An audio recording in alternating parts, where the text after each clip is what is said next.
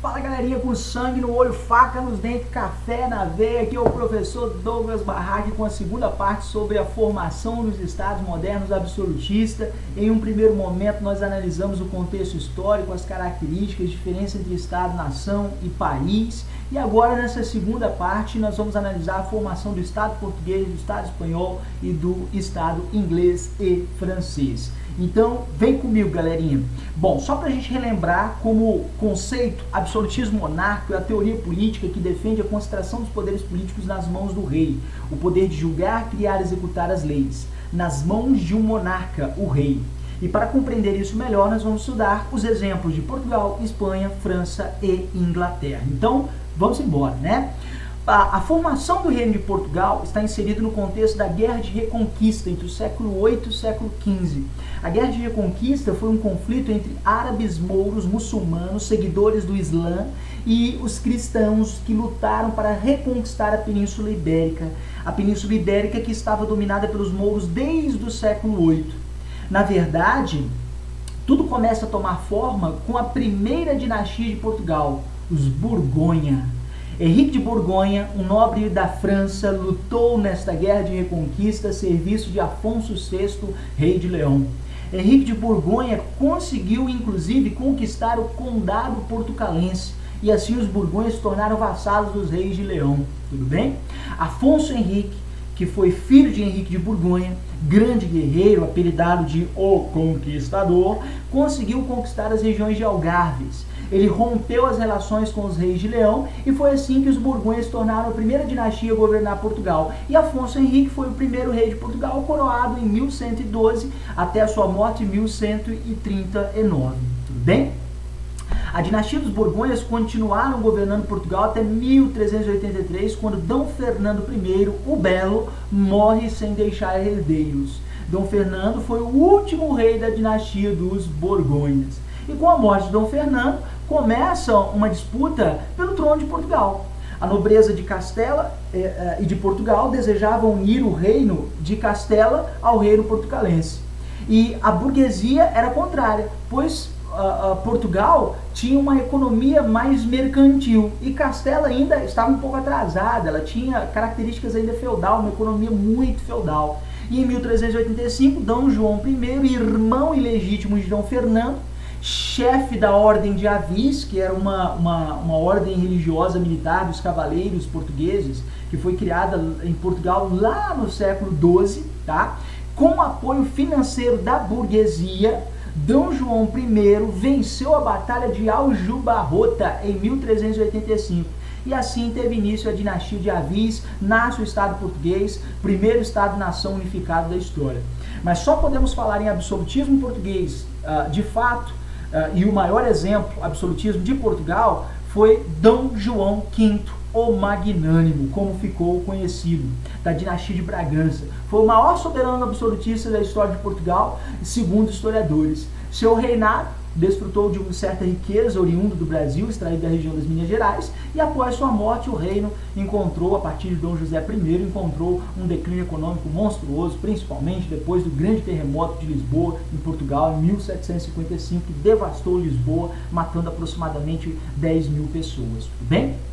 Bom, então, só para resumir, Portugal contou com o apoio da burguesia, inserido em um contexto de guerra de reconquista. O caso da Espanha, né? A formação do reino da Espanha está inserido no contexto da Guerra de Reconquista também, entre o século VIII e o século XV. A Guerra de Reconquista deu origem aos reinos que formariam a Espanha. Aos reinos de Castela, o reino de Navarra e Aragão e Granada era o último território muçulmano. Tudo bem? Nesse cenário, quem teria um papel decisivo na formação de Espanha seria a Igreja Católica Apostólica Romana. A Igreja Católica atuou na Inquisição, na luta contra os infiéis, hereges, árabes, né, mouros, muçulmanos, e exercendo influência no casamento entre os dois reis católicos em 1469, Fernando, o rei de Aragão e Navarra, e Isabel, rainha de Castela.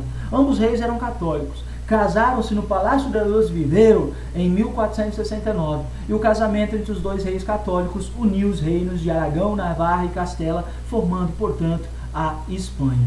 Na verdade, o catolicismo foi capaz de promover a unidade entre os reinos com uma diversidade cultural e linguística enorme. Dentre esses reinos que se uniram, dentro desses reinos, né, existiam bascos, catalães, judeus, muçulmanos, cristãos, ou seja, esses reinos eram um verdadeiro caldeirão étnico. E foi somente com Carlos V e Filipe II que a Espanha alcançou o auge do absolutismo. O reinado do pai e filho foi marcado pela riqueza dos metais preciosos extraídos da América Hispânica, especificamente nas minas de Potosí, na Bolívia, pelo domínio da região da América e Ásia. E durante o reinado de Filipe II, entre 1580 e 1640, quando ficou conhecido como a União Ibérica, o mundo conheceu o maior império ultramarino da história. Filipe II tinha possessões praticamente em todo o mundo. Tudo bem?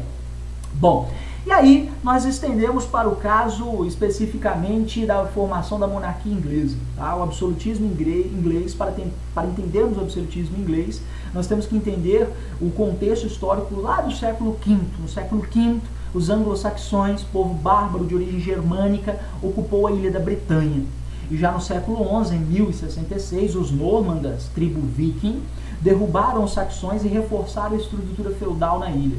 E no século XII, Henrique II deu início à chamada dinastia Plantageneta. E ele foi responsável pela criação da chamada Common Law, justiça real, uma justiça ou lei unificada e aplicada em todo o reino. Henrique II foi pai de Ricardo Coração de Leão, mesmo Ricardo Coração de Leão que lutou nas cruzadas dos reis e morreu também retornando dessa mesma cruzada. E aí, com a morte de Ricardo Coração de Leão, quem assume é João Sem Terra, o irmão de Ricardo Coração de Leão. Chegou ao poder, porém, teve seus poderes limitados pela Magna Carta, que para os historiadores é considerado o primeiro documento constitucional da história. João, o rei sem terra, não tinha mais autonomia para criar leis, impostos, requisitar o exército.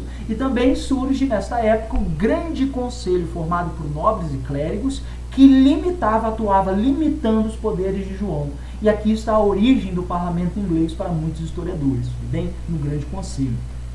Mas o acontecimento mais decisivo para empurrar para a formação do reino da Inglaterra foi a Guerra dos 100 Anos, entre 1337 e 1453. Uma guerra que foi um conflito entre França e Inglaterra por questões como pirataria no Canal da Mancha, disputa por territórios, rivalidades comerciais e disputa pelo trono francês, principalmente quando Carlos IV, rei da França, morre em 1328, sem deixar herdeiro, pelo menos herdeiro homem. Ele não deixou um filho homem para governar a França.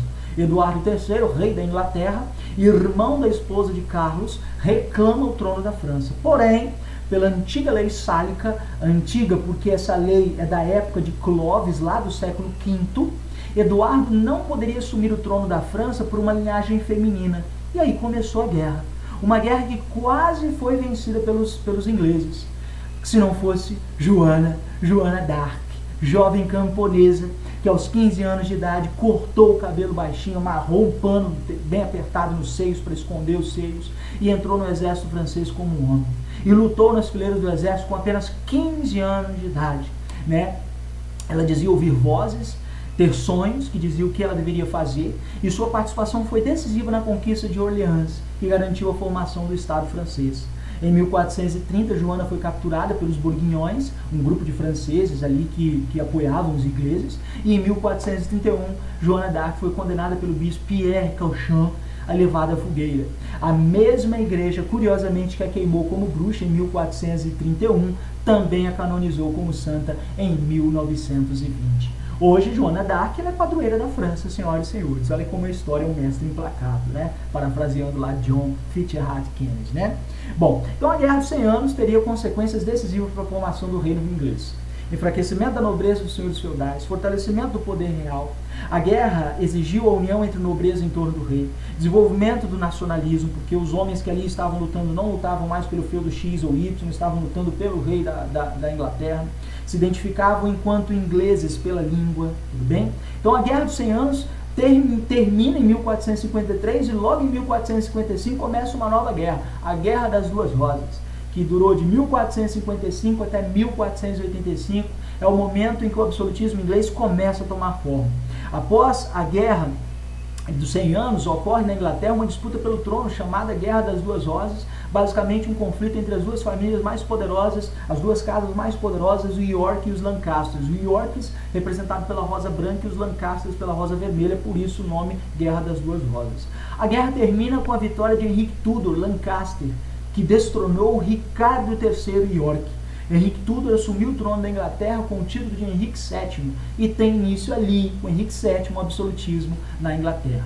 Mas o maior símbolo do absolutismo inglês foi Henrique VIII, que governou de 1509 a 1547. Ele rompeu com a Igreja Católica através do Ato da Supremacia de 1534, fundou a Igreja Anglicana, fez uma reforma protestante, portanto, e em que ele, o rei, era o chefe supremo desta nova igreja. Henrique VIII é o maior nome do absolutismo inglês, senhoras e senhores, né? E finalmente chegamos ao caso da formação da França. A formação do reino da França começa com a dinastia capetinga de Hugo Capeto, que governa ali aproximadamente de 987 até 996, sendo reconhecido como o primeiro rei da França.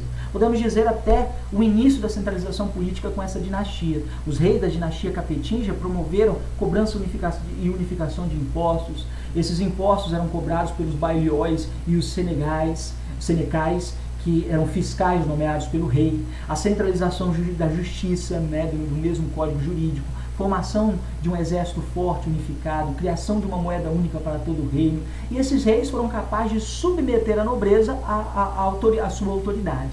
Um dos mais importantes reis dessa dinastia foi Filipe IV o Belo.